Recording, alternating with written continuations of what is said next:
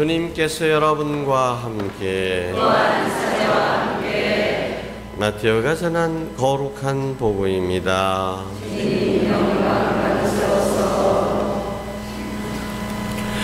그때 예수님께서 제자들에게 이런 비유를 들어 말씀하셨다. 하늘나라는 저마다 등을 들고 신랑을 맞으러 나간 10처녀에 비길 수 있을 것이다. 그 가운데 5은 어리석고 5은 슬기로웠다. 어리석은 처녀들은 등은 가지고 있었지만 기름은 가지고 있지 않았다. 그러나 슬기로운 처녀들은 등과 함께 기름도 그릇에 담아 가지고 있었다. 신랑이 늦어지자 처녀들은 모두 졸다가 잠이 들었다. 그런데 한밤중에 외치는 소리가 났다. 신랑이 온다. 신랑을 맞으러 나가라. 그러자 처녀들이 모두 일어나 저마다 등을 챙기는데 어리석은 처녀들이 슬기로운 처녀들에게 우리 등이 꺼져가니 너희 기름을 나누어 다오 하고 청하였다. 그러나 슬기로운 처녀들은 안 된다. 우리도 너희도 모자랄 터이니 차라리 상인들에게 가서 사라 하고 대답하였다.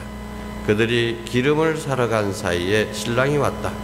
준비하고 있던 처녀들은 신랑과 함께 혼인잔치에 들어가고 문은 닫혔다. 나중에 나머지 처녀들이 와서 주인님, 주인님, 문을 열어주십시오 하고 청하였지만 그는 내가 진실로 너희에게 말한다. 나는 너희를 알지 못한다 하고 대답하였다. 그러니 깨어있어라. 너희가 그날과 그 시간을 모르기 때문이다.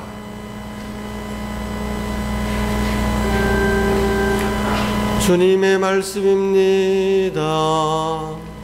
그리스도님 찬미합니다. 앉으십시오. 참 예수님, 깨어있어라. 너희가 그날과 그 시간을 모르기 때문이다. 주님께서 우리들을 경계하시고 격려하십니다. 깨어있어라. 11월은 우리 교회가 연옥의 영혼들을 위해서 기도하고 우리 자신의 죽음을 준비하는 달로 정했습니다. 위령의 달입니다. 그 중에서도 오늘은 위령의 날입니다. 그래서 많은 분들이 또 오늘 미사를 봉헌을 하셨습니다. 참 좋은 일입니다. 우리가 요즘은 니치아 콘스탄티노폴리스 신경을 이제 하기 때문에 사도신경은 이제 안 하게 됐습니다만은 사도신경에 보면은 사도신경은 모든 신경 중에 가장 짧고 요약된 것이죠. 근데 거기에서도 뭐를 믿는다고 합니까? 모든 성인들의 통공을 믿는다고 고백을 합니다. 근데 우리 신자들은 이 모든 성인들의 통공이라고 하는 이 교리가 그냥 교리로만 남아있거나 또는 아예 의미가 없는 것으로 이렇게 살아갑니다. 오늘 여기에 대해서 한번 생각해 보기로 하겠습니다. 모든 성인들의 통공. 그래서 통공이라고 하는 것은 서로 주고받는다라는 얘기입니다. 한자말로 정확히 하면 통할 통자에다가 공공자입니다. 공을 서로 주고받는다는 얘기인데 실제로 공을 주고받는다는 것보다도 서로가 기도와 희생을 주고받는다, 선행을 주고받는다, 사랑을 주고받는다 이렇게 생각하면 되겠습니다. 근데 중요한 것은 모든 성인이라고 하는 표현입니다. 모든 성인의 통공이라 할 때 이때 성인은 좁은 의미의 성인이 아닙니다. 좁은 의미의 성인이라고 하면 우리가 알고 있는 성 김대건 안드레아, 성 베드로, 성 바오로 이럴 때 성인들이죠. 이 성인들은 순교를 하셔서 교회가 오랫동안 성인으로 추대를 해왔거나 또는 교회가 공식적인 조사를 거쳐가지고 기적이 2가지 이상 검증이 됨으로써 교회가 장엄하게 성인으로 선포한 분들입니다. 이분들은 천국에 계시다는 것이 분명하기 때문에 우리가 천국에 있다고 믿고 그렇게 공경을 하고 기도를 하는 것이죠. 근데 이런 분들 말고, 이거 좁은 의미의 성인들이고, 이런 분들 말고 넓은 의미의 성인이라면 우리 모두가 해당되는 것입니다. 하느님 아버지께서 거룩하시니 그 자녀들은 어떡합니까? 거룩한 것입니다. 그죠? 한국 사람의 아들은 한국 사람인 것처럼, 그죠? 하느님께서 거룩하시니 우리도 거룩한 것입니다. 그래서 하느님의 자녀가 된 모든 사람들을 거룩한 사람들이라고 불렀습니다. 그래서 우리 천주교에서는 예전부터 교인이라는 말을 많이 썼고, 그래서 교형, 자매 이런 표현을 많이 썼습니다. 그런데 개신교에서는 들어와서 얼마 후에 뭐라고 서로를 불렀습니까? 성도님이라고 부르는 거예요. 성도님. 그런데 사실 성도님이라고 부르기에는 우리 문법에 좀 어긋나는 것이 있습니다. 왜냐하면 도가 무리도자거든요. 그래서 정확하게 개인을 얘기할 때는 성인이 맞는 겁니다. 그래서 우리는 믿는 사람이라는 겁니다. 어쨌든 믿는 사람들이 무리하면 성도 아닙니까? 사도신경에서 얘기하는 것은 바로 우리 믿는 사람들, 하느님의 자녀가 돼서 거룩하게 된 사람들을 말하는 것입니다. 그런데 이 거룩한 사람들의 상태는 세 가지로 분류가 되는 것입니다. 앞서 처음에 말씀드린 천국에 있는 성인들이 있습니다. 이미 이 지상에서 싸울 것을 다 싸우고 승리를 거둔 분들입니다. 그래서 그 천상의 교회를 일컬어서 개선한 교회라고 합니다. 개선한 교회. 그리고 우리가 다 잘 아는 이 현세의 교회가 있죠. 이 현세의 교회는 우리가 영원히 머무를 것이 아니라 천국 본향을 향해서 하느님 아버지를 향해서 순례하는 중입니다. 그래서 지상교회를 순례하는 교회라고 부릅니다. 또는 이 지상에서는 순례하는 동안에 많은 어려움을 겪어야 됩니다. 많은 시련을 극복해야 됩니다. 악과 싸워야 됩니다. 악령들과 싸워 이겨야 됩니다. 그래서 이 지상의 교회를 또 다른 말로 투쟁하는 교회라고도 부릅니다. 천국의 교회는 이 투쟁과 순례의 길을 무사히 잘 맞춰서 개선한 교회, 그죠? 그런데 이 지상 순례하는 도중에 천국의 완전한 승리를 거두어야만 개선한 교회에 속할 수 있는데, 이 지상에서 예를 들어서 우리가 옷으로 비유한다면 옷에 좀 티가 묻었다, 어디 좀 더러운 오물이 묻었다, 그러면 그 옷을 입고 천국에 들어갈 수는 없다. 그 옷을 어떻게 해야 되겠습니까? 씻어야죠. 근데 그냥 어떤 사람들은 예를 들어서 하루 입고 벗어놓은 내의 같으면은 그냥 싹싹 그냥 비누칠할 것도 없잖아요. 그냥 대강 헹구면 되죠. 말리면 되죠. 그런 사람들은 살짝 연옥을 살짝 거치든가 말든가 해서 갈 겁니다. 그죠? 그런데 오래 찌든 때는 어떻게 하면 되겠습니까? 그 세탁기 돌려도 잘 안 털어지는 때, 어떤 경우에는 세탁소 맡겨도 잘 안 지는 때가 있어요. 자, 그런 때는 어떻게 하겠습니까? 옛날에 생각해 보십시오. 난닝구 여름철에 며칠만 그냥 안 빨고 그냥 놔두면 어떻습니까? 누렇게 이게 띠가 깨잖아요. 그러면 우리 옛날에 어떻게 처리했습니까? 그거 쏠망근에 펄펄 끓는 물에 그냥 쏠마서 그 다음에 꺼낸 다음에 그 다음 어떻게 했습니까? 방맹이로 그냥 무악 두들겨 가지고 그 다음에 경에도 안 빠지면 다시 또 쏠마 가지고 비누칠 해가지고 두들기고 그렇게 해서 때를 빼는 거죠. 그죠? 우리 영혼도 그렇게 된다고 생각하면 딱 맞는 얘기입니다. 우리 영혼도 그렇게 더러워져 좀 적당히 때가 묻은 사람은 살 그냥 모욕만 싹 하면 그냥 천당에 올라가는데, 워낙 때가 그냥 피부에 꽉 찌든 사람들은 어떻게 될까? 오랫동안 물에 불려야 돼. 목욕탕 가서 오래 그냥 놔둔 사람은 저 모래 커 앉았어야 이 때가 달고 일어나.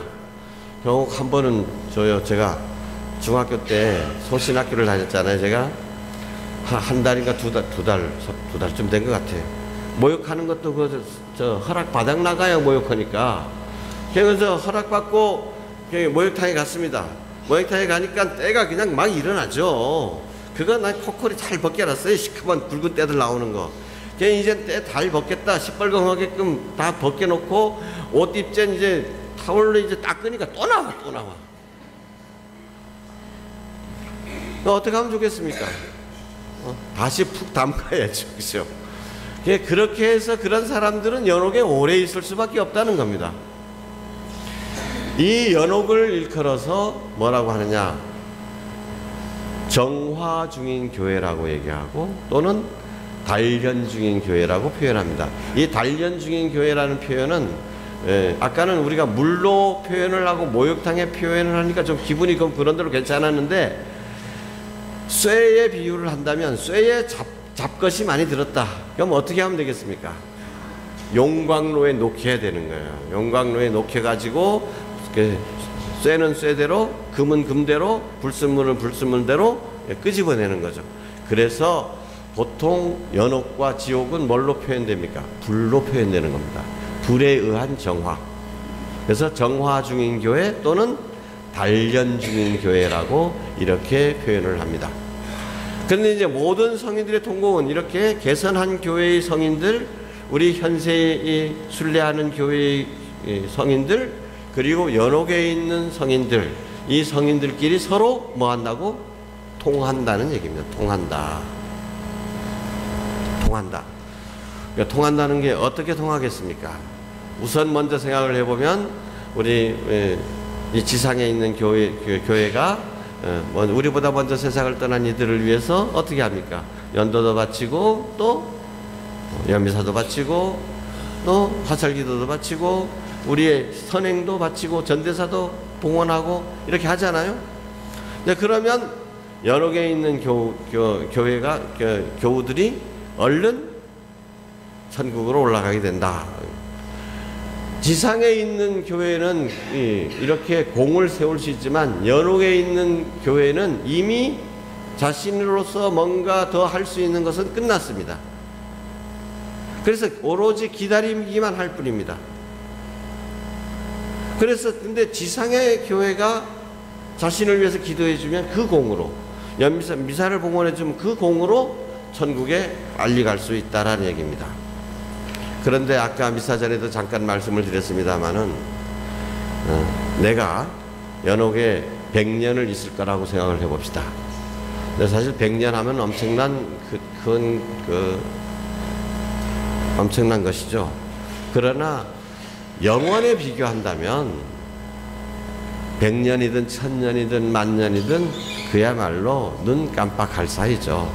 그래서 그렇게 두려워할 이유는 없습니다.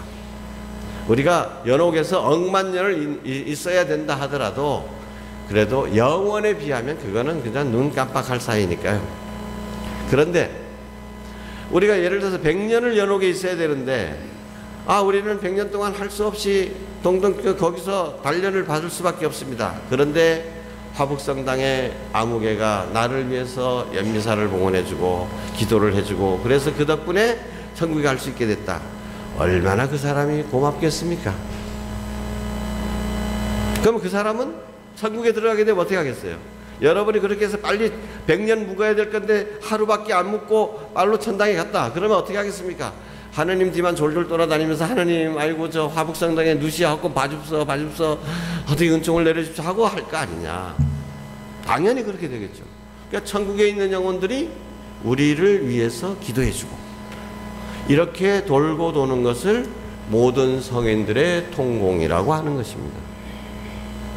근데 이 모든 성인들의 통공이라고 하는 교리는 사실 우리 신앙생활에 있어서 매우 중요합니다. 우선 첫 번째는 위로가 된다는 겁니다. 우리가 위로가 된다는 거예요.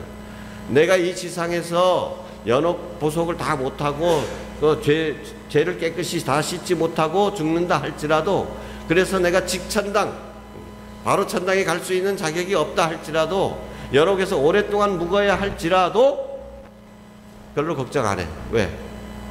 내 마누라가 내 남편이 우리 자식들이 또 같은 성가대원이 또 우리 같은 반원들이 날 위해서 당연히 기도해 줄 거니까 얼마나 위로가 되는 겁니까? 그 덕분에 나는 빨리 천국에 갈 수 있다는 희망을 가질 수가 있는 것입니다. 두 번째로 그러나 남이 기도해 주기만 바란다면 천국에 가면 굉장히 난처한 상황이 벌어질지도 모르겠습니다. 어쩜 시어머니가 천국에서 만났는데 야 며느라 이리 와보라. 천국에서 만나는 반갑긴 하다마느니 너 무사경 나한테 날 위해 기도 안 해주시자게. 너 기도 빨리 해주시면 나 빨리 올라오실 건데 너 경을 수가 있으냐라는 말을 들을지도 모르죠. 또 그래서 교회는 가장 버림받은 영혼을 위해서 기도하라고 권고합니다. 우리 묵주기도 파티마의 성모님께서 가르쳐 주신 간주경, 매단 끝날 때마다 예수님 저희 죄를 용서하시고 저희를 지옥불에서 구하시고 그 다음 뭐라고 합니까? 연옥 영혼을 돌보시되 가장 버림받은 영혼을 돌보소서. 저는 이번 세월호 사건을 보면서도 문득 그걸 떠올리게 됩니다. 그래서 기도하게 됩니다. 세월호 사건의 희생자들도 정확하게는 지금 아무도 모릅니다. 그죠? 몇 명이 또 모르는 사람이 죽었을지도 모르는 겁니다. 저 트럭 운전수 기사가 저 정신 먹다가 옆에 누구 만나가지고 너 제주도 갈 거냐? 술 한잔 하다가 겸은 나의 고치 가면이 공짜로 가진다. 그래서 그 차에 탔다가 그냥 기록도 아무것도 없어. 그냥 누구가 이 사람이 죽었는지 살았는지도 모르는 경우도 있을 수 있다라는 겁니다. 세상에 그런 사람이 어디 한둘이겠습니까? 죽어서 6개월이 넘어서 썩은 냄새가 나는데도 아파트에서 이웃 아파트도 모르고 집주인도 모르고 돈받전 왔다가 보니까 문 안 열려져 가지고 경한 사람도 있는 거 아닙니까? 그런데 그 사람은 그래도 아파트에 사니까 뭐 알지요. 어디 산에서 죽거나 바닥에 강 죽었으면 누가 죽었는지 말았는지 모르는 사람도 있다. 이건 아무도 죽었는 기억도 안 해도 투명인간이 돼버려. 그럼 이런 사람을 위해서 누가 기도해 주겠냐 이거예요. 저는 4.3 사건을 생각하면서도 그렇게 생각합니다. 안타까운 게 그거예요. 죽은 것도 죽은 거로 안타깝지만은 어망아방 다 죽어불고 그 어머니 품에 안겨 있다가 또 죽은 이 아이들 온 가족이 다 몰살 당해버렸는데 누가 그들을 위해서 기도해 줄까? 그런데 우리가 오늘 또 인사를 봉헌하잖아요. 오늘은 먼저 세상을 떠나 우리가 잘 알고 있는 부모님, 형제들, 우리 조상들 이렇게 기도하지만 거기다가 더해가지고 모르는 영혼들, 아무도 기억해주지 않는 사람이 가장 불쌍한 영혼이잖아요. 이런 사람들을 위해서 기도하는 것입니다. 그러면 그 사람들이 정말 나 알지도 못하는 사람이 나를 위해서 기도해주는 덕분에 내가 천국에 빨리 들어갈 수 있다면 그보다 더 고마운 일이 어디 있겠습니까? 그리고 또 그렇게 가장 불쌍한 버림받은 영혼을 위해서 기도하다 보면 내가 소홀히 했던 영혼들 생각납니다. 여러분 지금까지 사는 동안에 제가 지금 60입니다만 저희 동창들은 중고등학교 동창 중에서는 참 다행인지 어쨌든 주님의 은총으로 딱 한 명만 교통사고로 죽었습니다. 제 친구 신부 중에서는 군종으로 갔다가 신부 3년차 군종 신부 갔다가 교통사고로 죽었습니다. 그 외에는 아직까지 다 건강하고 근데 이제 초등학교 동창회 제가 들었는데 소식이 자꾸 옵니다. 동창도 죽습니다. 환갑에도 그러는데 환갑도 지나신 분들은 이미 많은 친구분들을 잃었습니다. 동창들 많이 잃었습니다. 더 나이 드신 분들은 그 시대가 더 험했으니까 의료시설도 안 좋았으니까 더 많은 분들이 죽었습니다. 그런데 솔직히 1년에 그 죽은 친구들을 위해서 얼마나 기도합니까? 보통은 잊어버리게 되잖아요. 그죠?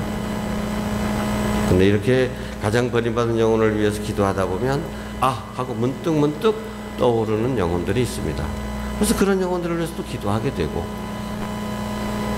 그러다 어떤 때는 또 문득 전혀 생각지도 않았는데 꿈에 싣고 자기를 위해서 기도해 달라는 거로구나 하고 그때 다시 또 기도를 해주고 그런다면 천국에서 우리가 얼마나 큰 환영을 받겠습니까? 정말 대단한 환영은 그렇게 받는 것입니다.